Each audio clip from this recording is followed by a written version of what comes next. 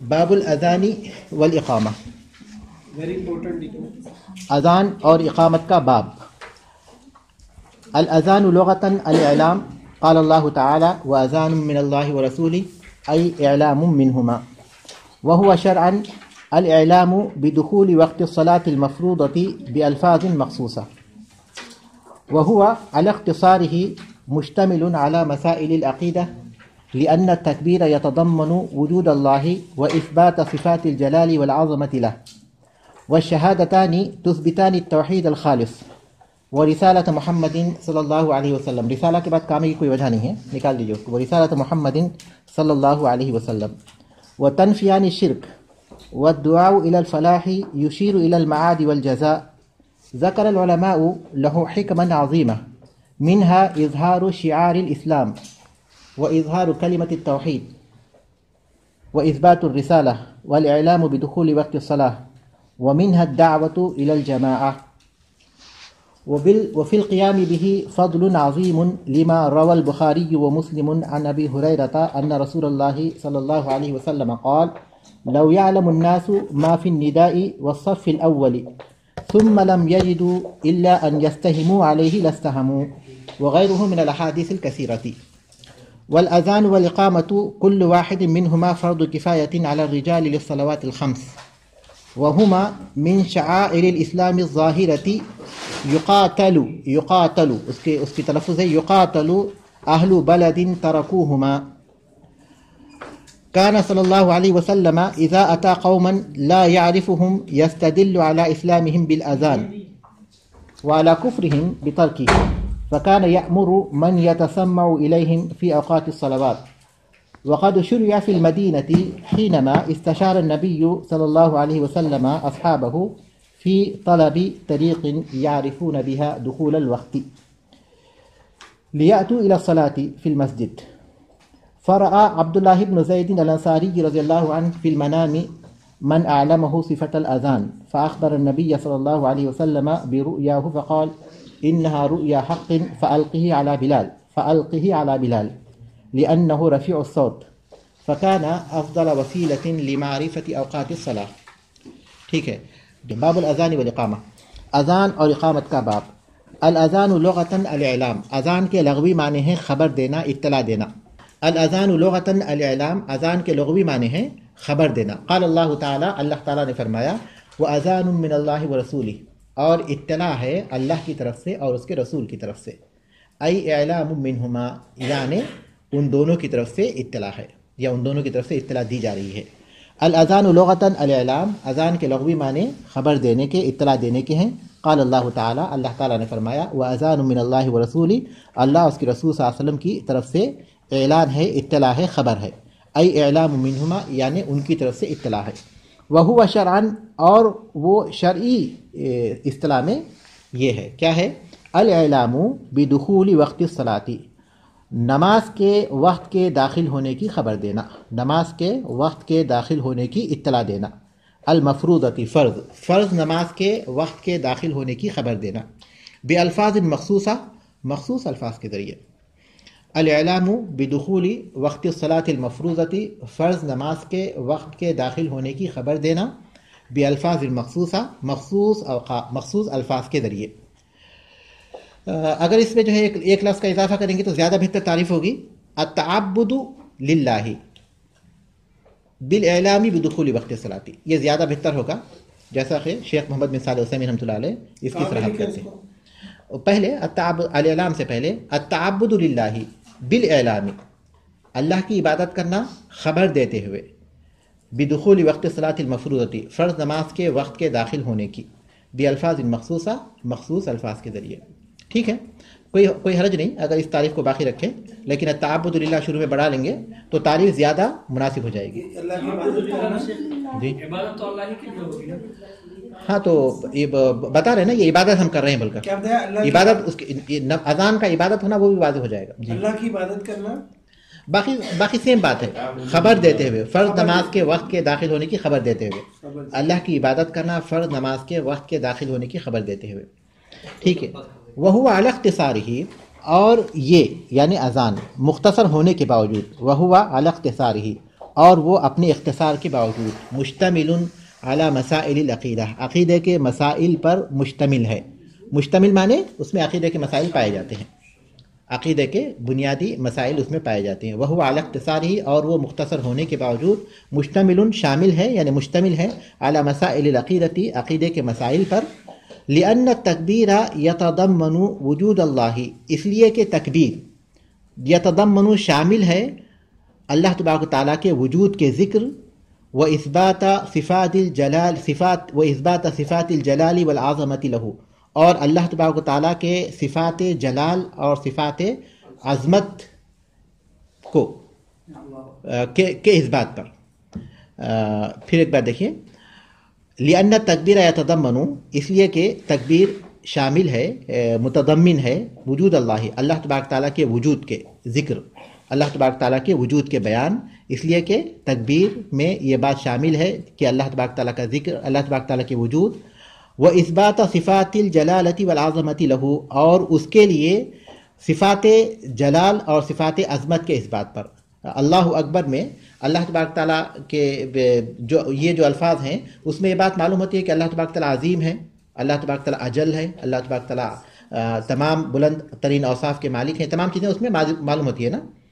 تو تکبیر سے یہ بات معلوم ہوتی ہے کہ اللہ تبارک تعالیٰ کے وجود پر اور اللہ تبارک تعالیٰ کے عظیم صفات پر، صفات کے اس بات پر، صفات کے ثابت کرنے پر تکبیر دلالت کرتی ہے. والشہادتان تثبتان توحید الخالصہ، اور شہادتان اشہد ان لا الہ الا اللہ اور اشہد ان محمد رسول اللہ جو اذان کے الفاظ ہیں، یہ شہادتان تثبتان ثابت کرتے ہیں التوحید الخالصہ، توحید خالص کو، توحید خالص کو. ورسالت محمد صلی اللہ علیہ وسلم، اور محمد صلی اللہ علیہ وسلم کی رسالت کو. وتنفیان الشرک، اور شرک کی نفی کرتے ہیں، شرک کی نفی کرتے ہیں. واضح ہے نا. والشہادتان، اور شہادتان تثبتان التوحید الخالصہ، ثابت کرتے ہیں توحید خالص کو. ورسالت محمد صلی اللہ علیہ وسلم، اور محمد صلی اللہ علیہ وسلم کی رسالت کو.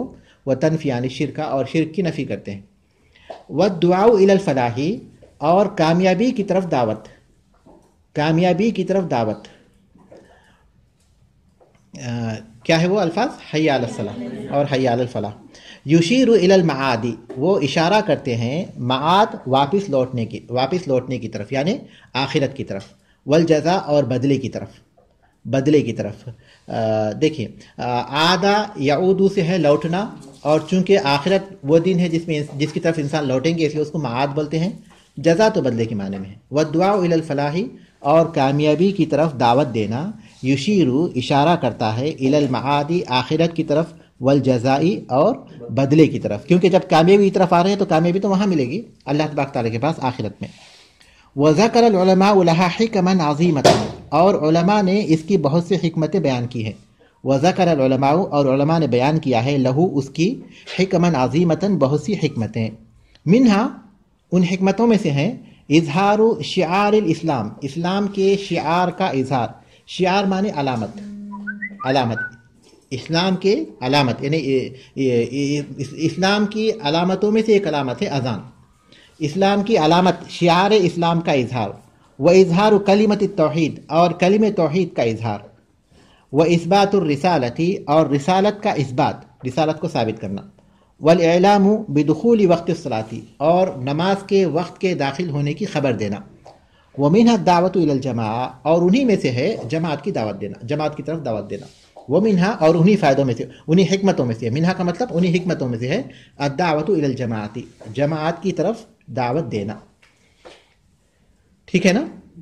وفی القیام به فضل عظیم، اور اس کے قیام میں، اس کو قائم کرنے میں یعنی اذان کے دینے میں فضل عظیم، بہت بڑا فضل ہے، اور اذان کے دینے کی بہت بڑی فضیلت ہے. وفی القیام به، اور اسے قائم کرنے یعنی اسے دینے میں، فضل عظیم، بہت بڑی فضیلت ہے. لما روا البخاری و مسلم، جیسا کہ بخاری اور مسلم نے روایت کیا ہے، عن ابی ہریرہ، ابو ہریرہ رضی اللہ تعالیٰ عنہ سے، ان رسول اللہ صلی اللہ علیہ وسلم قال، کہ رسول اللہ صلی اللہ علیہ وسلم نے فرمایا، لو یعلم الناس، اگر لوگ جان لیں، ما فی الندائی، جو ثواب پایا جاتا ہے اذان میں، والصف الاولی، اور پہلی صف میں، ثم لم یجدوا، پھر وہ نہ پائیں، الا ان یستہموا، مگر یہ کہ وہ قرآن اندازی کریں، الا ان یستہموا، مگر یہ کہ وہ قرآن اندازی کریں، علیہ اس پر، لستہموا تو وہ قرآن اندازی کریں گے۔ اس کا مفہوم یہ ہے کہ مسجد میں پہلی صف میں نماز پڑھنے اور اذان دینے میں جو ثواب پایا جاتا ہے وہ اتنا عظیم ہے کہ اگر اس ثواب کی خبر دی جائے گی تو لوگ ٹوٹ پڑیں گے۔ اس کے بعد جب سارے لوگ چاہیں گے کہ اذان دیں، سارے لوگ چاہیں گے تو پہلی صف میں جمع ہو جائیں، تو اس کے بعد ان کے پاس کوئی چارہ کار نہ رہے گا کہ وہ قرآن اندازی کے ذریعے طے کرے کہ کون اذان دے گا اور کون پہلی صف میں نماز پڑھیں گے۔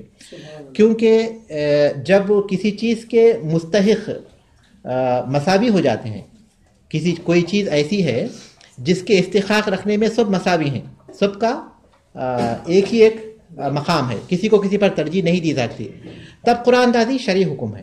قرآن اندازی ایک شرعی طریقہ کار ہے، کب؟ جبکہ کسی چیز کے مستحق اپنے استحقاق میں مساوی ہوں، جیسا کہ اللہ کے رسول صلی اللہ علیہ وسلم قرآن اندازی کرتے تھے کہ سفر میں جاتے ہوئے ازواج مطہرات میں سے کس کو لے جائیں، کیونکہ سب کا حق تھا، لیکن آپ صلی اللہ علیہ وسلم سب کو نہیں لے جا سکتے تھے، لیکن کس کو لے جائیں کس کو نہ لے جائیں، تو آپ صلی اللہ علیہ وسلم پھر اس وقت قرآن اندازی کرتے تھے، جس کا نام نکلتا ان کو لے جاتے۔ تو قاعدہ یہ ہے کہ کسی چیز کے استحقاق میں سارے جتنے بھی لوگ وہاں موجود ہیں یا جتنے بھی سمجھے کہ وہاں موجود ہیں وہ برابر کے مستحق ہیں، تب ان میں فیصلہ کریں گے قرآن اندازی کے ذریعے۔ یہ شرعی طریقہ کار ہے، جیسا کہ اس حدیث سے بات معلوم ہوتی ہے۔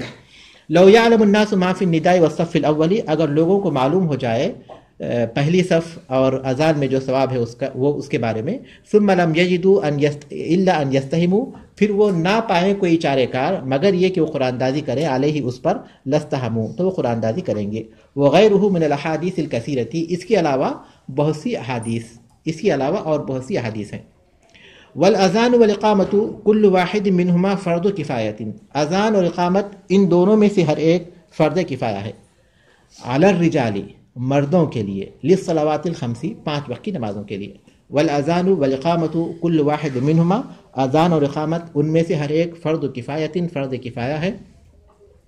علی الرجال، مردوں کے لیے، للصلوات الخمس، 5 وقت کی نمازوں کے لیے۔ وہما من شعائر الاسلام الظاہرتی، اور وہ اسلام کے ظاہری شعائر میں سے ہے۔ ظاہری مطلب یہ کہ جو جن کے ذریعے اظہار ہوتا ہے، چھپے ہوئے نہیں بلکہ ظاہری شعائر میں سے ہے۔ یقاتل اہل بلد ترکوہما، لڑائی کی جائے گی، جہاد کیا جائے گا اس شہر والوں سے، اس قریے والوں سے جو ان دونوں کو چھوڑ دے۔ مسلمانوں میں سے اگر کوئی جماعت ہو، کسی قریے کسی گاؤں والے ہوں اور بولے کہ ہم لوگ نماز پڑھیں گے لیکن اذان نہیں دیں گے، تو ان سے جہاد کیا جائے گا باقاعدہ اذان دینے کے لیے، کیونکہ یہ فرض کفایہ ہے اس کا قیام۔ لڑائی کی جائے اس قریے سے، یقاتل اہل بلد، اس شہر والوں سے لڑائی کی جائے گی، جہاد کیا جائے گا، ترکوہما جو ان دونوں کو چھوڑ دیں، اس کے قیام کے لیے باقاعدہ ان سے لڑائی کی جائے، بھلے وہ نماز پڑھتے ہوں، مسلمان ہیں لیکن ان کو اس طرف واپس لایا جائے گا، کیونکہ انہوں نے اسلام کے ایک شعار کو چھوڑ دیا۔ فرض کفایہ کا مفہوم یہ ہوا کہ اگر شہر میں کہیں بھی اذان ہو جائے گی تو کافی ہو جائے گا، سب کی طرف سے ساخت ہو جائے گا۔ کہ کوئی مسجد بنی ہوئی ہے، مسجد کے سارے لوگوں پر اذان دینا ضروری نہیں ہے، کوئی ایک آدمی اذان دیتے ہیں تو وہ سب پر سے ساخت ہو جاتا، اگر نہیں دیں گے تو سب گنہگار ہوں گے، اگر نہیں دیں گے تو سب گنہگار ہوں گے، لیکن کوئی ایک دے دیں گے تو وہ پورا ہو جائے گا۔ فرض عین کا مطلب یہ ہے کہ ہر ایک کو بنفس نفیس خود سے اس عمل کو کرنا ہوگا، جیسے فرض نماز ہے خود ہر ایک آدمی کو اپنے طور پر پڑھنا پڑے گا، لیکن فرض کفایہ کا مطلب یہ ہے کہ وہ سب پر فرض ہے، لیکن کوئی ایک کریں گے تو وہ پورا ہو جائے گا، لیکن اگر کوئی نہیں کریں گے تو سب گنہگار ہوں گے۔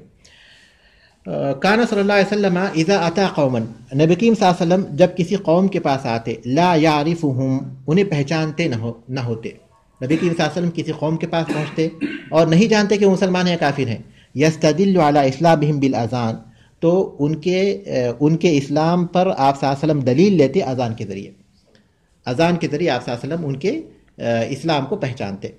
نبی کریم صلی اللہ علیہ وسلم جب کسی ایسی قوم کے پاس پہنچتے جنہیں پہچانتے نہ ہوں تو آپ ان کے اسلام کو اذان کے ذریعے پہچانتے۔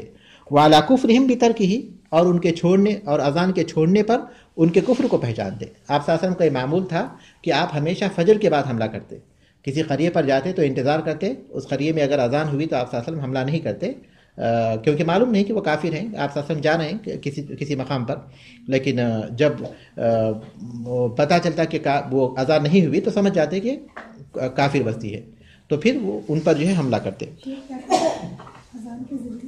اذان کے ذریعے پہچانتے یا دلیل پکڑتے. یستدل علی اسلامہم بالاذان، تو آپ صلی اللہ علیہ وسلم دلیل لیتے ان کے اسلام پر اذان کے ذریعے، وعلی کفرہم بترکہ، اور ان کے کفر پر اس کے چھوڑنے سے. یعنی یہ تو فجر کے وقت کی بات ہو گئی. ہمیشہ اسی وقت آپ صلی اللہ علیہ وسلم جاتے تھے. جیسے وہی معمول ہوتا. کوئی بھی نہیں اٹھا فجر کی اذان میں تو ایسے کیسے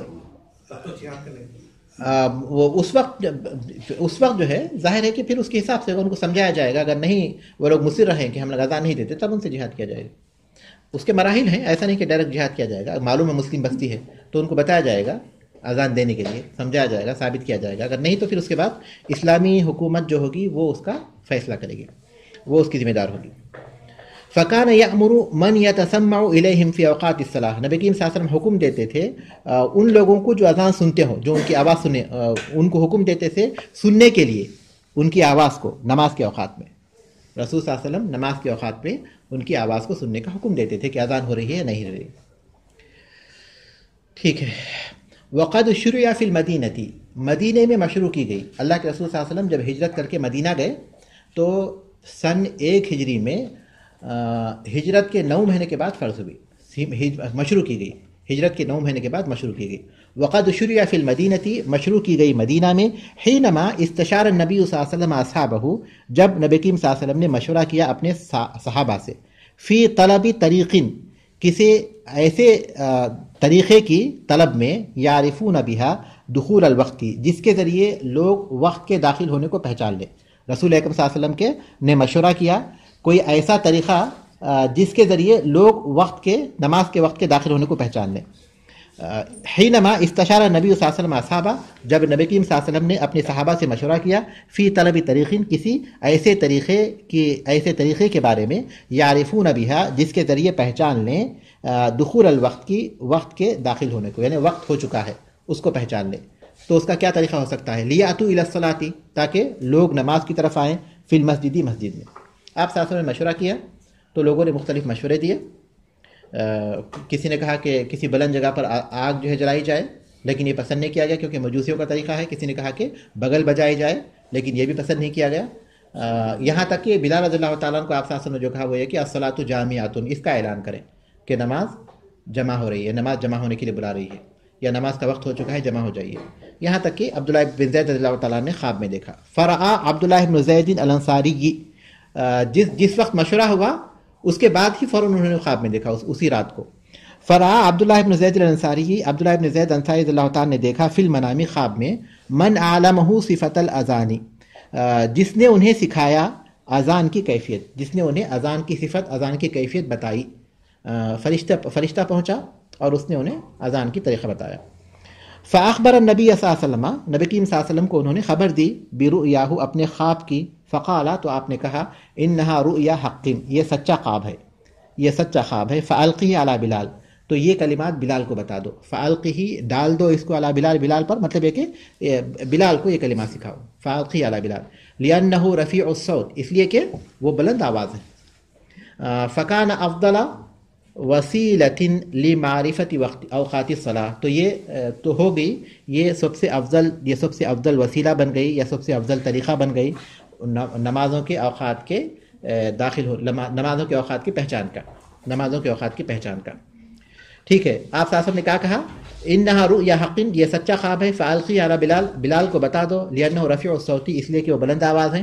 فکان افضل وسیلۃ، تو یہ افضل وسیلہ بن گئی، لمعرفت اوقات الصلاۃ، نمازوں کے اوقات کی معرفت، نمازوں کے اوقات کی پہچان کے لیے. سر شہادتین کے بعد کہا وہ ایک الگ دعا بتائی کہ وانا اشہد ان لا الہ الا اللہ وحدہ لا شریک لہ وانا محمدا عبدہ ورسولہ رضیت باللہ ربا وبالاسلام، یہ شہادتین یعنی شہادتان، یہ پھر اذان کی بات دعا بول رہے ہیں. پوری اذان کے بعد؟ ہاں، پوری اذان کے بعد، اذان کے بعد. تو پھر اذان کے بعد ہی کہنا چاہیے، یہ کیوں کہہ رہے ہیں؟ کس نے کہا؟ کتاب میں ہے. اچھا، پتہ نہیں، وہ عبارت دیکھیں گے تو پتہ چلے گا کیسے لکھی ہے. الحدیث الاول، آگے پڑھیں. الحدیث الاول، پہلی حدیث ہے. عن انس بن مالک رضی اللہ تعالیٰ عنہ، انس بن مالک رضی اللہ تعالیٰ عنہ سے روایت ہے. قال، کہا، امیر بلال، بلال رضی اللہ تعالیٰ عنہ حکم دیے گئے، امیر بلال ان یشفع الاذان، کہ اذان دوہری کہے. دوہری کہیں. یشفع شفع سے ہے دو دو بار ادا کرنے کو شفع کہتے ہیں. ان یشفع الاذان کہ دوہری اذان کہیں. ویوتر الاقامت اور اکھیری اقامت کہیں. دوہری اذان اور اکھیری اقامت کہیں. اکھیری الف کاف ہا را یا اکھیری. امیر بلال رضی اللہ تعالیٰ کو حکم دیا گیا ان یشفع الاذان کہ دوہری اذان کہیں. ویوتر الاقامہ اور اکھیری اقامت کہیں. یا پھر آپ یہ کہیں کہ اذان میں شفع کریں اور اقامت میں وطر کریں. جوڑا بے جوڑا. جی ہاں. ما یؤخذ من الحدیث حدیث کے الفاظ واضح ہیں. حدیث کے الفاظ واضح ہیں. ترجمہ بھی بالکل واضح ہے اور جو کچھ اس میں سمجھنا ہے وہ انشاءاللہ فوائد میں آ جائیں گے. ما یؤخذ من الحدیث حدیث سے ماخوذ مسائل. ما یؤخذ من الحدیث من احکام حدیث سے جو احکام معلوم ہوتے ہیں. اولا وجوب الاذان والاقامہ اذان اور اقامت کا وجوب. وجوب الاذان والاقامہ اذان اور اقامت کا وجوب. اخذا من صیغۃ الامر الصادر من النبی صلی اللہ علیہ وسلم نبی کریم صلی اللہ علیہ وسلم سے امر کے صیغے سے لیتے ہوئے. اخذا معنی لیتے ہوئے اخذ کرتے ہوئے من صیغۃ الامر امر کے صیغے سے الصادری جو صادر ہوا ہے من النبی صلی اللہ علیہ وسلم نبی کریم صلی اللہ علیہ وسلم سے. دیکھیے انہوں نے کہا کہ امیرا بلال حکم دیے گئے. تو کون حکم دے سکتے ہیں؟ نبی کریم صلی اللہ علیہ وسلم. تو گویا نبی کریم صلی اللہ علیہ وسلم نے حکم دیا. تو اس حکم کے صیغے سے یہ بات مستفاد ہوتی ہے, یہ بات معلوم ہوتی ہے کہ اذان کیا ہے؟ واجب ہے لیکن فرض کفایہ ہے. اخذا من صیغۃ الامر الصادری امر کے صیغے سے لیتے ہوئے جو صادر ہوا من نبی صلی اللہ علیہ وسلم نبی کریم صلی اللہ علیہ وسلم سے. فإن الصیغۃ تقتضی رفع الحدیث اس لیے کہ یہ صیغہ تقاضا کرتا ہے حدیث کے مرفوع ہونے کا. کیونکہ یہاں یہ بات نہیں ہے کہ امر النبی صلی اللہ علیہ وسلم بلالا, یہ بات نہیں ہے. امر النبی صلی اللہ علیہ وسلم بلالا اگر یہ بات ہوتی تو بات واضح ہوتی, لیکن یہاں امیرا بلال ہے, بلال رضی اللہ عنہ حکم دیے گئے. تو یہ جو صیغہ ہے کیا اس کے مرفوع ہونے پر دلالت کرتا ہے یا دلالت نہیں کرتا؟ اہل علم کا اختلاف ہے اس بارے میں, لیکن راجح بات وہی ہے جو انہوں نے نقل کی ہے, جو مؤلف رحمۃ اللہ نے بتائی وہ یہ کہ یہ رفع ہی پر دلالت کرتا ہے, یہ اس بات پر دلالت کرتا ہے کہ حدیث مرفوع ہے. وہی کہتے ہیں اخذا من صیغۃ الامر امر کے صیغے سے ماخوذ اخذ کرتے ہوئے الصادری جو صادر ہوا من نبی صلی اللہ علیہ وسلم نبی کریم صلی اللہ علیہ وسلم سے. فإن الصیغۃ تقتضی اس لیے کہ صیغہ تقاضا کرتا ہے رفع الحدیث حدیث کے مرفوع ہونے کا. قال ابن حجر ابن حجر رحمۃ اللہ علیہ نے فرمایا. کون ہے ابن حجر؟ ہاں بولیے. بخاری کے شارح, صحیح بخاری کے شارح, اور اس کا نام کیا ہے؟ بخاری کے شرح کا نام کیا ہے؟ فتح الباری. فتح الباری معروف ہے, فتح الباری بخاری کی شرح. جی اچھا ٹھیک ہے, کوئی مسئلہ نہیں, آئندہ بار آ جائے گا ذہن میں. ہوا قول محقق الطائفتین من المحدثین والاصول دو جماعتوں میں سے, دو جماعتوں محدثین اور اصولیین کی دو جماعتوں کے محققین میں سے کسی ایک کا قول ہے. وہو قول اور یہ قول ہے محقق طائفتین دو جماعتوں میں سے ایک محقق گروپ کا, دو جماعتوں میں سے ایک محقق جماعت کا. من المحدثین والاصولین محدثین اور اصولین میں سے. دیکھیے محدثین سے مراد وہ لوگ ہیں جو حدیثوں کو جمع کرتے ہیں یا پھر علم حدیث کے ماہرین ہیں, یا اور اصولین سے مراد وہ ہیں جو اصول فقہ کے ماہر ہیں, اصول فقہ کے ماہر ہیں. تو یہ جو صیغہ ہے امیرا, جیسا کہ میں ذکر کیا امر نبی صلی اللہ علیہ وسلم واضح ہے لیکن امیرا واضح نہیں ہے. تو اب اس یہ صیغہ حدیث کے مرفوع ہونے پر دلالت کرتا یا دلالت نہیں کرتا.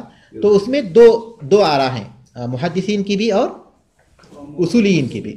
تو ان میں سے ان دو طائفوں میں سے, ان دو گروپوں میں سے ایک گروپ کا یہی قول ہے کہ وہ رفع پر دلالت کرتا ہے, اور یہی راجح ہے. وہو قول اور یہ قول ہے محقق طائفتین. محقق یہ تثنیہ ہو گیا اس لیے ہم لوگ اس کو محققے پڑھ رہے ہیں. اگر جمع ہوتا تو ہم کیا پڑھتے؟ محققی پڑھتے. محقق طائفتین دو جماعتوں میں سے ایک محقق جماعت کا. من المحدثین والاصولین محدثین اور اصولین میں سے. استحباب شفع الاذان اذان کے دوہری دینے کا استحباب, اذان کے دوہری دینے کا استحباب. وإيتار الاقامتی اور اقامت کے وطر, اقامت کے ایکھری دینے کا. معلوم ہوتا ہے کہ اذان, اس حدیث سے معلوم ہوتا ہے کہ اذان دوہری دینا چاہیے اور اقامت ایکھری. لیکن ظاہر ہے کہ سارے کلمات میں نہیں، اس کی بھی وضاحت کریں گے یہ، تو اس لیے میں اس کو واضح نہیں کر رہا ہوں کیونکہ خود بخود فوائد میں وہ چیز آ جائے گی. اچھا، اب یہاں آپ لوگ غور کیجئے کہ جب ہم لوگ اذان کا حکم اس سے اخذ کر رہے ہیں، امیرا بلال، وجوب حکم اخذ کر رہے ہیں کیونکہ امر ہونے کی وجہ سے، ہے نا. ابھی اوپر انہوں نے کہا کہ وجوب الاذان والاقامہ، ٹھیک ہے. جب اذان واجب ہے، جب ہم لوگ اس صیغے کی وجہ سے اذان کے وجوب کا حکم اخذ کر رہے ہیں، تو پھر اس کے وتر اور شفع ہونے کا حکم وجوب کیوں نہیں لے رہے ہیں؟ انہوں نے کہا کہ استحباب شفع الاذان، مستحب کہا انہوں نے، جبکہ اسی صیغے کے ساتھ اذان کا حکم بھی ہے، اسی صیغے کے ساتھ شفع اور وتر کا بھی حکم ہے نا. تو اس کی وجہ کیا ہے کہ وہاں تو انہوں نے امر کے صیغے کی بنیاد پر وجوب کہا، اذان دینا واجب ہو گیا، لیکن اس کے بعد اس کو دوہری کہنا یا ایک ہی کہنا اس کو کہا مستحب ہے. کیوں؟ اس کی وضاحت کر رہے ہیں. لأن الوجوب معارض، اس لیے کہ وجوب کا معارضہ کیا گیا، اس لیے کہ وجوب کا معارضہ یعنی وجوب کا مقابلہ کیا گیا یا اس کی مخالفت کی گئی بصفات الاذان، اذان کی دوسری صفات کے ذریعے. نبی کریم صلی اللہ علیہ وسلم کی دوسری حدیث ہیں جس میں اذان کی دوسری صفات بھی معلوم ہو رہی ہیں، اذان کی دوسری صفات بھی معلوم ہو رہی ہیں. والاقامۃ ثابتۃ، اور اقامت بھی ثابت ہے، دوسری صفت کے ساتھ اقامت بھی ثابت ہے. یؤخذ من مجموع الادلۃ، تو دلائل کے مجموعے سے یہ بات اخذ کی جاتی ہے، جواز جمیع الوارد، وارد شدہ تمام باتوں کا جواز. دلائل کے مجموعے سے وارد شدہ تمام باتوں کا جواز معلوم ہوتا ہے. وارد شدہ تمام باتوں کا مطلب یہ کہ اذان دوہری بھی وارد ہے اور اذان ترجیح کے ساتھ بھی وارد ہے. ترجیح کس کو کہتے ہیں؟ فقہ میں پڑھ چکے ہیں، اور آپ کو فقہ کا امتحان ہے نیکسٹ. کیا ہے ترجیح؟ جی ہاں، دو دفعہ پڑھنا، دو دفعہ پڑھنا. ماشاءاللہ. پہلے جو ہے آہستہ پڑھنا، اس کے بعد جی میں بلند آواز سے پڑھنا. اس وقت اذان کے کلمات کتنے ہو جائیں گے؟ 19. اب فی الحال اذان کے کلمات کتنے ہیں؟ 17. اگر ہم لوگ شفع کہتے ہیں 15 ہیں، 15 ہیں. اگر اس میں ہم ترجیح کریں گے تو کتنے ہو جائیں گے؟ 19 ہو جائیں گے، 19 ہو جائیں گے. اور اگر اقامت کے فی الحال کلمے کتنے ہیں؟ وطر کے ساتھ 11. اور اگر اقامت ہم اس طرح کہیں گے جیسے کہ اذان کہتے ہیں تو 15. ان تمام صیغوں کے ساتھ وارد ہے احادیث میں، یہ تمام صیغے وارد ہیں. تو اس لیے اگرچہ کہ بظاہر یہاں امر کے صیغے سے یہ جو صفت ہے اذان کی یہ بھی واجب ہونی چاہیے، لیکن چونکہ دوسری احادیث سے اذان اور اقامت کی دوسری صفاتیں بھی وارد ہیں، تو اس لیے ہر وہ چیز جو وارد ہے ان کے جواز کا پہلو نکلتا ہے. اس لیے یہ جو طریقہ ہو گیا مستحب ہو گیا. وجہ معلوم ہو گئی کہ اس کو ہم لوگ کیوں اس کو جو ہے واجب نہیں کہا گیا اس طریقے کو، اس لیے کہ دیگر احادیث بھی ہے جس میں دیگر طریقے بھی معلوم ہوتے ہیں. لأن الوجوب معارض، اس لیے کہ وجوب کا معارضہ کیا گیا بصفات، ان صفات کے ذریعے، للاذان، اذان کے لیے، اذان کی دیگر صفات کے ذریعے. والاقامۃ ثابتۃ، اقامت بھی ثابت ہے. یؤخذ من مجموع الادلۃ، تمام دلائل کے مجموعے سے یہ بات معلوم ہوتی ہے، جواز جمیع الوارد، وارد شدہ تمام باتوں کا جواز. شدت الاہتمام بالاذان علی الاقامۃ، اذان کا شدید اہتمام اقامت کے مقابلے میں. شدت الاہتمام بالاذان علی الاقامۃ، اذان کا شدید اہتمام اقامت کے مقابلے میں. لکونہ نداء للبعید، اس لیے کہ وہ آواز ہے، صدا ہے دور والوں کے لیے. اذان کا شدید اہتمام کیسے معلوم ہوتا ہے؟ کہ وہ دوہری ہے، اذان میں کلمات زیادہ ہیں بنسبت اقامت کے، اس لیے کہ اذان دی جاتی ہے دور والوں کو خبر دینے کے لیے کہ وقت نماز کا وقت شروع ہو گیا ہے، لیکن اقامت جو ہے جو مسجد میں موجود ہیں ان لوگوں کو بتانے کے لیے کہ جماعت شروع ہو گئی ہے.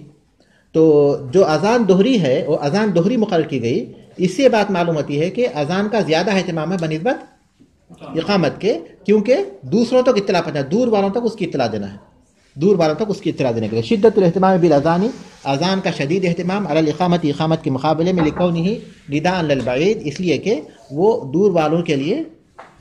سلام تفضل. سلام اللہ. After 30 minutes, you have to prepare some tea. Where? Yes, outside. Okay.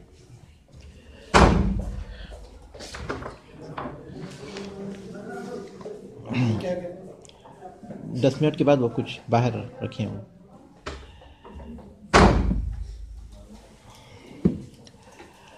ٹھیک ہے.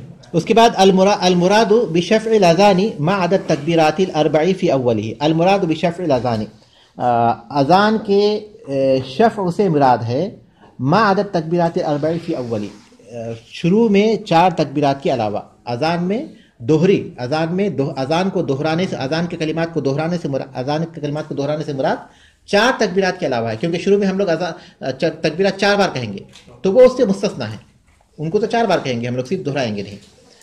المراد بشفع الاذان، اذان کے شفع سے مراد ہے ما عدد تکبیرات الاربع فی اولہ، اس کے شروع میں 4 تکبیرات کے علاوہ، وکلمۃ التوحید فی آخرہ، اور اس کے آخر میں کلمہ توحید کے علاوہ، کیونکہ کلمہ توحید منفرد ہے ایک بار، لا الہ الا اللہ۔ فإنها مخصصۃ، اس لیے کہ وہ خاص کیا گیا ہے بأدلۃ اخری، دیگر دلائل کے ذریعے۔ فإنها مخصصۃ بأدلۃ اخری، اس لیے کہ وہ دیگر دلائل سے خاص کر دیا گیا۔ دیگر احادیث ہیں جس سے معلوم ہوتا ہے کہ شروع میں تکبیر کو 4 دفعہ کرنا چاہیے اور توحید کو، کلمہ توحید کو 1 دفعہ کرنا چاہیے، کیونکہ کلمہ توحید ہے زیادہ مناسب ہے کہ وتر پر اس کا خاتمہ کیا جائے، کلمہ توحید کا وتر پر خاتمہ کیا جائے، یہ زیادہ مناسب ہے، اس لیے ایک ہی دفعہ کلمہ توحید رکھا گیا۔ المراد بوتر الاقامتی، اسی طرح اقامت کے ایکھیری ہونے سے مراد ہے ما عدد تکبیرتین فی اولہما، اس کے شروع میں 2 مرتبہ تکبیر کہنے کے علاوہ، کیونکہ اقامت میں پہلے اللہ اکبر 2 مرتبہ کہیں گے، باقی چیزیں 1 بار ہے، پھر قد قامت الصلاۃ 2 بار ہے، اس لیے اس کو بھی الگ کریں گے۔ اسی طرح اقامت کے کھیری ہونے سے مراد ما عدد تکبیرتین فی اولہما، ان کے شروع میں 2 مرتبہ تکبیر کہنے کے علاوہ، وقد قامت الصلاۃ، اور قد قامت الصلاۃ کے علاوہ، یعنی اس کے شروع میں 2 دفعہ تکبیر کہنے اور قد قامت الصلاۃ کہنے کے علاوہ، یعنی قد قامت الصلاۃ اور تکبیر 2 مرتبہ کہنے کے علاوہ۔ المراد بوتر الاقامتی، اقامت کے ایکری کہنے سے مراد ہے ما عدا تکبیرتین فی اولہما، اس کے شروع میں 2 دفعہ تکبیر کہنے، وقد قامت الصلاۃ، اور قد قامت الصلاۃ 2 دفعہ کہنے کے علاوہ، فإنہما مشفوعتان، اس لیے کہ وہ دوہرے کہے جائیں گے، لتخصیصہما بأدلۃ اخر، دوسرے دلائل کے ذریعے انہیں خاص کرنے کی وجہ سے، ان کی خاص دلیل ہے تو اس خاص دلیل کی وجہ سے اسے ہم لوگ کتنے بار کہیں گے؟ 2 بار کہیں گے۔ الحدیث الثانی، ختم کریں گے اس کو انشاءاللہ۔ عن ابی جحیفہ، ابو جحیفہ رضی اللہ تعالیٰ عنہ سے مروی ہے، وہب بن عبداللہ السمانی، ابو جحیفہ وہب بن عبداللہ السمانی رضی اللہ تعالیٰ عنہ سے مروی ہے، قال کہتے ہیں اتیت النبی صلی اللہ علیہ وسلم، میں نبی کریم صلی اللہ علیہ وسلم کے پاس آیا، وہو فی قبۃ لہ حمراء من آدم، اور وہ اپنے، قبہ کے معنی ہے خیمہ، حمراء کے معنی ہے سرخ، ادم کے معنی ہے چمڑے، چمڑے کے بنے ہوئے سرخ رنگ کے خیمے میں تھے، اور آپ چمڑے کے بنے ہوئے سرخ رنگ کے خیمے میں تھے، وہو فی قبۃ لہ حمراء من آدم، اور آپ چمڑے کے بنے ہوئے سرخ رنگ کے خیمے میں تھے۔ قال کہتے ہیں فخرج بلال بوضوء، بلال رضی اللہ تعالیٰ عنہ وضو کا پانی لے کر آئے، فخرج بلال بوضوء، بلال وضو کا پانی لے کر آئے، فمن ناضح و نائل، کوئی اسے چھڑکنے والے تھے اور کوئی اسے زیادہ پانے والے تھے، فمن ناضح، کوئی تھے اس کو جو چھڑک رہے تھے یعنی جن کو تھوڑا پانی ملا، ونائل جن کو زیادہ پانی ملا۔ ندہ یندہ کے معنی چھڑکنا، الرش، نادح یعنی ندہ یندہ کے معنی الرش ہے یعنی چھڑکنا، یعنی کسی کو تھوڑا سا پانی ملا اور کسی کو زیادہ پانی ملا۔ کیسے بتایا آپ نے؟ کوئی فمن نادح، کوئی اسے چھڑکنے والے تھے، وہ نائلین، اور کوئی اسے زیادہ حاصل کرنے والے تھے۔ زیادہ حاصل کرنے۔ فخرج النبی صلی اللہ علیہ وسلم، نبی کریم صلی اللہ علیہ وسلم نکلے، وعلیہ حلۃ، اور آپ لباس پہنے ہوئے تھے، حلہ کہتے ہیں اس لباس کو جو جوڑا ہو، یعنی 2 ہوں، جیسے کہ چادر اور ازار، اس کو بولتے ہیں جوڑا، جوڑے کو حلہ بولتے ہیں۔ چوغا کہتے ہیں اردو میں، چوغا کہتے ہیں، یا پھر آپ کہیں کہ آپ صلی اللہ علیہ وسلم ایک جو جوڑا پہنے ہوئے تھے، حمراء، ریڈ رنگ کا، لال کرتا ہے، یہ پاجامہ اور ہاں اسی میں آئے گا، اسی میں آئے گا، جو جوڑا ہے اسی میں آئے گا۔ ولی حلۃ حمراء، اور آپ سرخ رنگ کا جوڑا پہنے ہوئے تھے، کأنی انظر الی بیاض ساقیہ، گویا میں آپ کی پنڈلیوں کی سفیدی کو دیکھ رہا ہوں، کأنی انظر، گویا کہ میں دیکھ رہا ہوں، الی بیاض ساقیہ، آپ کی پنڈلیوں کی سفیدی کو، کی سفیدی کو۔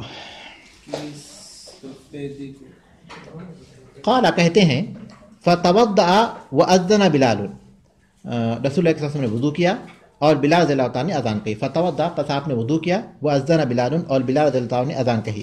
قال، کہتے ہیں فجعلت اتتبع، میں پیچھا کرنے لگا، یعنی دیکھنے لگا، فاہو، ان کے منہ کو، بلال رضی اللہ تعالیٰ کے منہ کو، ہا ہونا وہاں ہونا، ادھر ادھر ہوتے ہوئے، یعنی میں دیکھ رہا تھا بلال رضی اللہ تعالیٰ کے منہ کو ادھر ادھر. اصل باب کا تعلق اسی سے ہے، اس بیان سے، اذان کا باب ہے یہ جو باتیں آ رہی ہے اسی سے باب کا تعلق ہے. تو وہ کہتے ہیں کہ میں بلال رضی اللہ تعالیٰ کو دیکھ رہا تھا، ان کے منہ کو ادھر ادھر ہوتے ہوئے، یقول یمینا و شمالا، وہ دائیں اور بائیں دیکھتے تھے، حی علی الصلاۃ، حی علی الفلاح، حی علی الصلاۃ اور حی علی الفلاح کہتے ہوئے. یہی باب ہے اصل. ثم رکزت لہو عنزۃ، پھر گاڑا گیا آپ کے لیے نیزہ، رسول اکرم صلی اللہ علیہ وسلم کے لیے ایک نیزہ گاڑا گیا. فتقدم، آپ آگے بڑھے، وصلی الظہر رکعتین، اور ظہر کی 2 رکعتیں پڑھیں. ثم لم یزل یصلی رکعتین، پھر برابر 2 رکعتیں پڑھتے رہے، حتی رجع الی المدینہ، یہاں تک کہ مدینہ واپس ہوئے. پہلے ہم حدیث سمجھیں گے. عن ابی جحیفہ وہب بن عبداللہ الاسوانی، ابو جحیفہ یہ صغار صحابہ میں شمار ہوتے ہیں. رسول صلی اللہ علیہ وسلم سے اس وقت ان کی ملاقات ہوئی جبکہ اللہ کے رسول صلی اللہ علیہ وسلم اپنی عمر کے آخری مراحل میں تھے. حجۃ الوداع کے موقع کا یہ واقعہ ہے. حجۃ الوداع کے موقع پر اللہ کے رسول صلی اللہ علیہ وسلم کے پاس وہ گئے، اور رسول صلی اللہ علیہ وسلم کے وفات کے وقت کہا جاتا ہے یہ بالغ نہیں ہوئے تھے. علی رضی اللہ تعالیٰ کی صحبت انہوں نے اختیار کی. کوفے میں علی رضی اللہ تعالیٰ نے ان کو بیت المال کا نگران مقرر کیا، اور یہ انہی کے ساتھ رہے، علی رضی اللہ تعالیٰ کے ساتھ. علی رضی اللہ تعالیٰ کو وہب الخیر کہتے تھے، وہب الخیر، خیر کا عطیہ ان کو کہتے تھے. اور 74 میں ان کی وفات ہوئی. صغار صحابہ میں، یعنی چھوٹے جو صحابہ ہیں جن کی عمریں کم تھیں، ان میں شمار ہوتے ہیں. تو وہ بیان کرتے ہیں کہ میں نبی کریم صلی اللہ علیہ وسلم کے پاس آیا، آتے تو نبی صلی اللہ علیہ وسلم. یہ اس وقت کی بات ہے کہ اللہ کے رسول صلی اللہ علیہ وسلم حجۃ الوداع کے موقع پر مدینہ پہنچ چکے تھے، اور عمرہ کرنے کے بعد آپ مدینے کے جو بالائی اونچے حصے میں وہاں آپ مقیم تھے. تو جس مقام پر آپ مقیم تھے وہاں آپ کے لیے خیمہ لگایا گیا تھا جو ریڈ کلر کا تھا اور چمڑے کا تھا. چمڑا ادم کہتے ہیں، ادم جمع ہے ادیم کی، اور ادیم کہتے ہیں الجلد المدبوغ، دباغت دیا ہوا چمڑا، چمڑا جو کہ رنگ دیا گیا ہو، جس کو دباغت دیا ہو گیا. تو اس کے خیمے میں آساسم رکے تھے، وہاں یہ پہنچے. تو اس وقت کی وہ کیفیت بیان کر رہے ہیں کہ بلال رضی اللہ عنہ وضو کا پانی لے کر آئے، اور یہ وضو کا پانی کس کا تھا؟ اللہ کے رسول صلی اللہ علیہ وسلم کا وضو کیا ہوا پانی تھا. اللہ کے رسول صلی اللہ علیہ وسلم نے وضو کیا تھا، اس پانی کو انہوں نے جمع کیا تھا. جب وہ لے کر آئے تو صحابہ اس کو لینے کے لیے دوڑ پڑے. تو کسی کو تھوڑا سا پانی ملا کے انہوں نے چھڑک لیا، کسی کو بہت زیادہ پانی لیا کہ انہوں نے اپنے بدن پر لگایا. فَمِن نَاطِحٍ وَنَائِلٍ، ٹھیک ہے. فخرج النبی صلی اللہ علیہ وسلم، نبی کریم صلی اللہ علیہ وسلم نکلے، وعلیہ حلۃ، اور آپ ایک جوڑا پہنے ہوئے تھے، حمراء، جو ریڈ کلر کا تھا، سرخ. کانی انظر، تو ریڈ کلر کا جوڑا مردوں کے لیے ممنوع ہے، جیسا کہ آگے آئے گا. صحیح بخاری میں واضح الفاظ بھی منع ہے، لیکن یہاں اللہ کے رسول صلی اللہ علیہ وسلم نے پہنا ہے. تو اس کی ابن خیر رحمۃ اللہ علیہ نے زاد المعاد میں بہترین توجیہ بیان کی. وہ کہتے ہیں کہ یہ مکمل ریڈ نہیں تھا بلکہ ریڈ مکس تھا، کالے اور لال اس میں جو ہے لائن تھی، اس کی وجہ سے انہوں نے بیان کیا کہ وہ ریڈ ہے. حقیقت میں مکمل ریڈ نہیں تھا، کیونکہ اللہ کے رسول صلی اللہ علیہ وسلم نے سختی کے ساتھ منع کیا مردوں کے لیے لال لباس، سختی کے ساتھ منع کیا، الا یہ کہ کسی اور کلر کے ساتھ ملا ہوا ہو. ہمارے اہل علم میں سے الحمدللہ اتنے اچھے لوگ گزرے ہیں کہ رسول اکرم صلی اللہ علیہ وسلم کی پوری سنتوں پر عمل کرنے کی کوشش کرتے تھے. جیسے کہ احمد ابن حنبل رحمۃ اللہ علیہ ہیں، انہوں نے جب یہ حدیث پڑھی کہ اللہ کے رسول صلی اللہ علیہ وسلم نے پچھنا لگوایا، اور جس نے پچھنا کیا تھا اس کو جو ہے 1 درہم دیا، تو اس حدیث پر عمل کرنے کے لیے وہ پچھنا لگوانے کے لیے گئے اور اس کو مزدوری میں 1 درہم دی تاکہ اس حدیث پر عمل ہو جائے. تو عبدالرحمن بن سعدی رحمۃ اللہ کے بارے میں آتا ہے، قریب میں گزرے ہیں، بہت بڑے عالم ہیں. تو انہوں نے محض اس لیے کہ اللہ کے رسول صلی اللہ علیہ وسلم نے پہنا تھا تو اس طرح کا ایک لباس انہیں سلایا تھا اور اس کو ایک بار پہنا تھا اپنی زندگی میں، تاکہ اللہ کے رسول صلی اللہ علیہ وسلم کے اس طریقے پر عمل کر لے. تو اللہ کے رسول صلی اللہ علیہ وسلم نے جو پہنا، جیسا کہ اہل علم جیسے ابن خیر نے بیان کیا، مکمل لال نہیں تھا بلکہ اس میں لائنیں تھیں لال اور کالی ملی ہوئی، تو اس لیے انہوں نے بیان کیا کہ وہ کالی تھیں. پھر وہ جی لال عورتوں کی نشان، عورتوں کے لیے وہ کلر ہیں، مردوں کے لیے وہ چیز مناسب نہیں ہے، اور کوئی دوسری وجہ نہیں ہے، اور کوئی دوسری وجہ نہیں ہے. جی ٹھیک ہے. اور اس کے بعد وہ کہتے ہیں کہ میں اللہ کے رسول صلی اللہ علیہ وسلم کو دیکھ رہا تھا کہ جب آپ آ رہے تھے تو آپ کے کپڑے جو ہے پنڈلی سے ہٹے ہوئے تھے اور آپ کی پنڈلیوں کی میں سفیدی کو دیکھ رہا تھا. ٹھیک ہے. اس کے بیان کرنے کی وجہ کیا ہے؟ وہ یہ ظاہر کرنا چاہ رہے ہیں کہ یہ حدیث مجھے اس طرح یاد ہے کہ اب بھی مجھے منظر یاد ہے کہ اللہ کے رسول جب نکلے تھے تو کیا منظر تھا. وہ بیان کرنا مقصود ہے. وہ بیان کرنا مقصود ہے کہ یہ گویا ان کی آنکھوں دیکھا واقعہ ہے کہ وہ کس حالت میں وہ اس واقعے کو دیکھ رہے تھے. وہ کہتے ہیں کہ آپ صلی اللہ علیہ وسلم نے وضو کیا اور بلال نے اذان دی. یہاں دیکھیے حدیث میں تقدیم و تاخیر ہے کیونکہ آپ نے وضو پہلے کیا ہوگا اور پانی وہ بعد میں لے کر آئے ہوں گے, اور یہی حقیقت ہے کیونکہ حدیث میں یہاں جو ذکر ہے وہ یہ کہ بلال زیادہ پانی لے کر آئے اور صحابہ نے اس کو لیا اور کسی کو کم ملا کسی کو زیادہ ملا, جبکہ اس کے بعد کہہ رہے ہیں کہ آپ نے وضو کیا. تو حدیث میں تقدیم و تاخیر ہے, جیسے کہ قاضی ایاز رحمۃ اللہ علیہ کہتے ہیں کہ اس حدیث میں تقدیم و تاخیر ہے, اور اس کی تائید صحیح بخاری کی اس حدیث سے ہوتی ہے جس کے الفاظ ہیں کہ خرج علینا رسول اللہ صلی اللہ علیہ وسلم بالحاجرہ, رسول اکرم صلی اللہ علیہ وسلم دوپہر کے وقت پر نکلے, فأتي بوضوء, وضو کا پانی آپ صلی اللہ علیہ وسلم کے پاس لایا گیا, فتوضأ, آپ نے وضو کیا, فجعل الناس يأخذون من فضل وضوئه, لوگ آپ کے وضو کا بچا ہوا پانی یعنی آپ کے وضو میں استعمال کیا ہوا پانی لینے لگے, فیتمسحونہ, اور اس کو اپنے جسم پر اور کپڑوں پر ملنے لگے. یہ تبرک ہے جو کہ اللہ کے رسول صلی اللہ علیہ وسلم کے ساتھ خاص ہے. نیک لوگوں کو ان پر قیاس نہیں کیا جا سکتا, نہ ہی صحابہ کو. یہ نبی صلی اللہ علیہ وسلم کی خصوصیت ہے. اللہ کے رسول صلی اللہ علیہ وسلم کے بال ہوں یا آپ صلی اللہ علیہ وسلم کا پسینہ ہو یا پھر آپ کا وضو کی ہوا پانی ہو, یہ تبرک کے طور پر صحابہ نے استعمال کیا اور اللہ کے رسول صلی اللہ علیہ وسلم نے منع نہیں کیا. یہ اس بات کی دلیل ہے کہ آپ صلی اللہ علیہ وسلم کی خصوصیت ہے.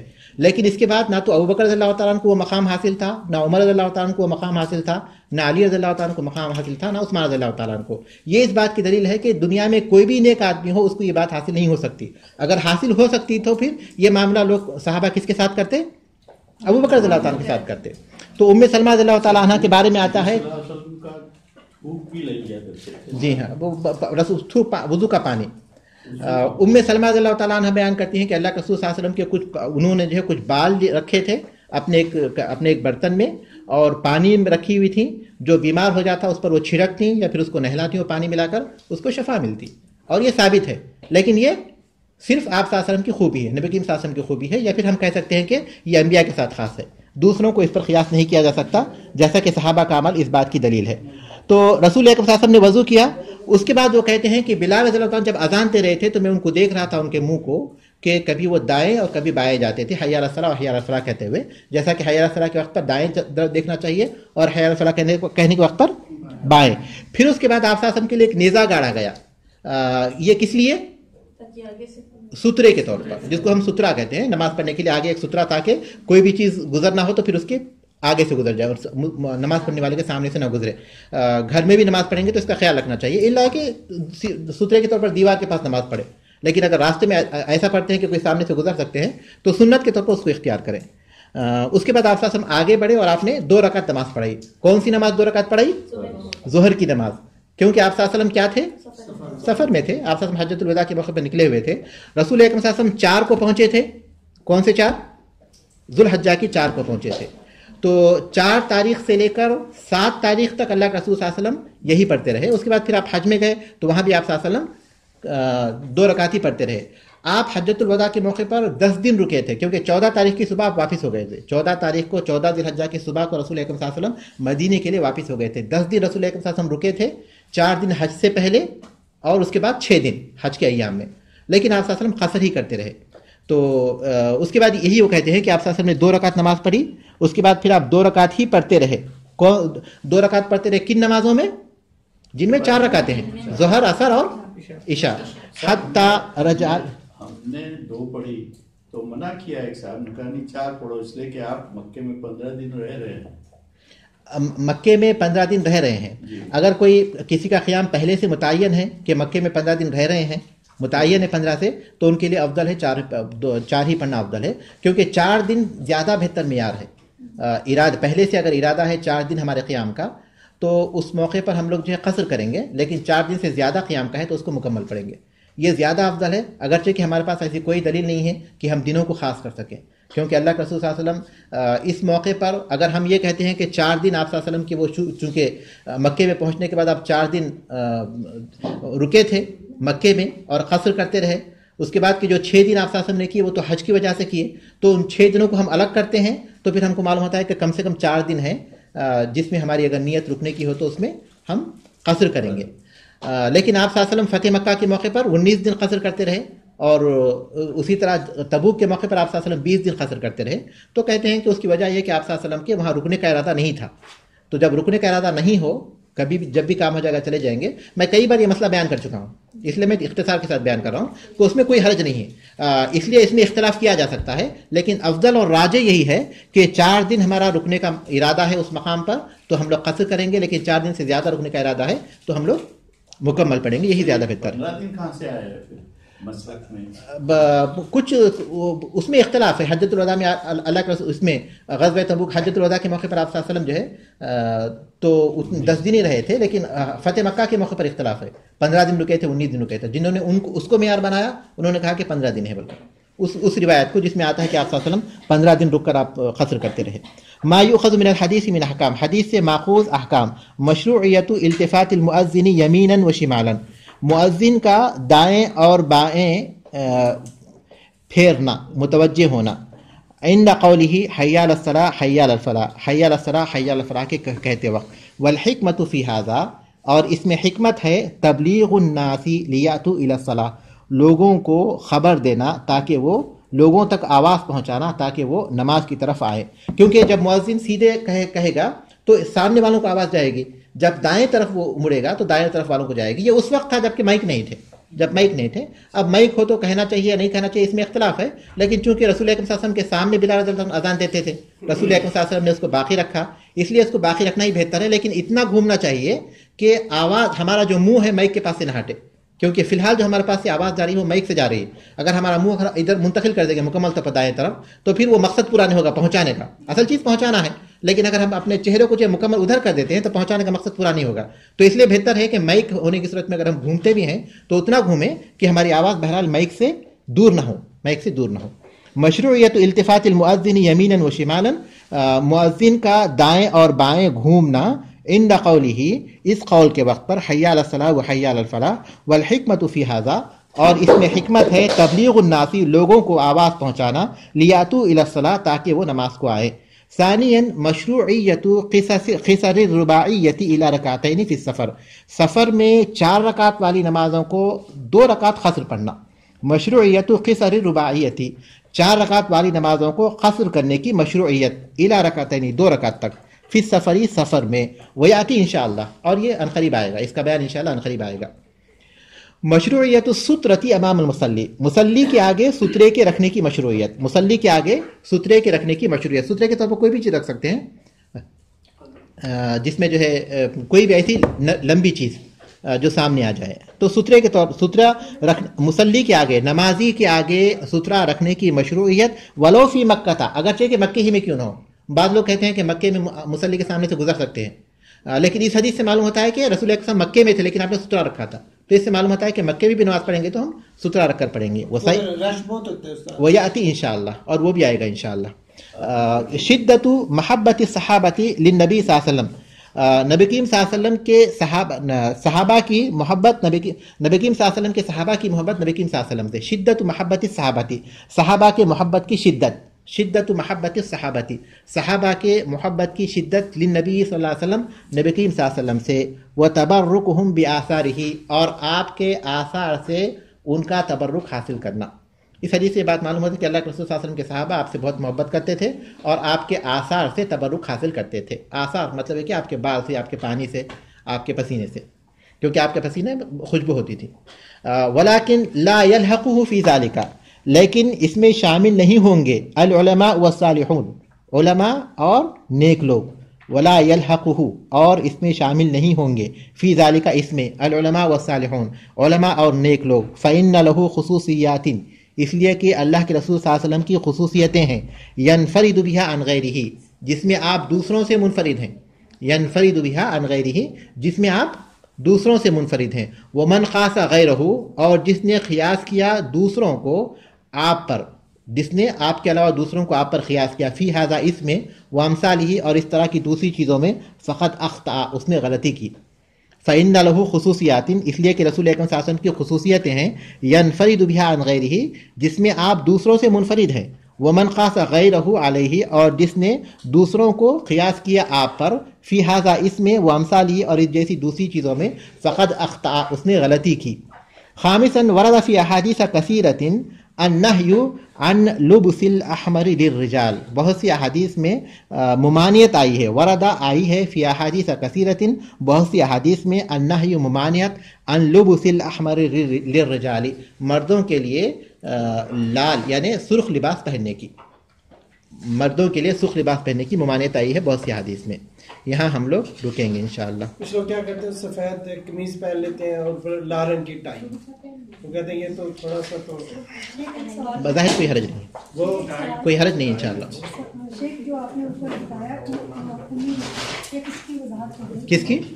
جو آپ نے پہلی والی حدیث بتائی ہے نا امیر بلال، امیر بلال، بلال رضی اللہ تعالیٰ عنہ کو حکم دیا گیا ان یشفع الاذان کہ شان اذان دوہری کہیں، ویوتر ہاں دو مرتبہ اذان کے کلمات کہیں، جیسے اشہد ان لا الہ الا اللہ، اشہد ان لا الہ الا اللہ، اشہد ان محمد رسول اللہ، اشہد محمد رسول اللہ، حی علی الصلاۃ، حی علی الصلاۃ. تو یہ شفع ہے، تو اذان کے کلمات کو دو بار کہیں اور اقامت کے کلمات کو ایک بار کہیں، جیسے کہ اللہ اکبر اللہ اکبر، اس کے بعد اشہد ان لا الہ الا اللہ، اشہد ان محمد رسول اللہ، حی علی الصلاۃ، حی علی الفلاح، اس طرح، سوائے شروع میں اللہ اکبر 2 مرتبہ کہنے کے اور آخر میں خط قامت اس طرح 2 مرتبہ کہنے کے. تو یہ اس کا مفہوم ہے. یہ حکم ہے بلال، بلال کو حکم دیا گیا، تو رسول اکرم صلی اللہ علیہ وسلم نے بلال کو حکم دیا کہ وہ اذان دوہری کہیں اور اقامت اکیلی کہیں.